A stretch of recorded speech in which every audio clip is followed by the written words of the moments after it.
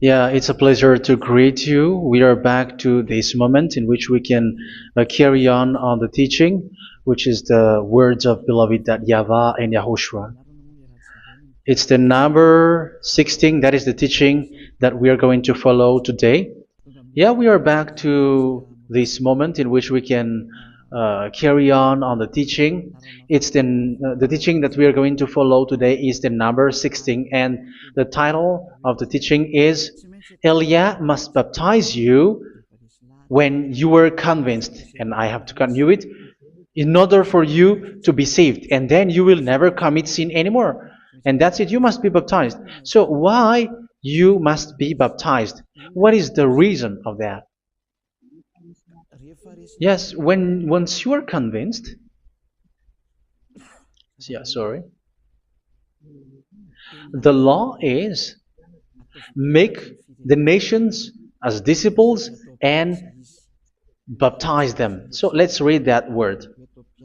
Like make all the nations disciples and then baptize them according to the book of, where was it? Mark? No, wait. Matthew chapter 28.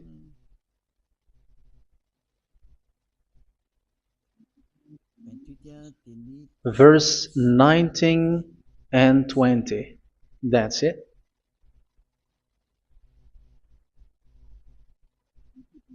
Matthew 28, 19, 20.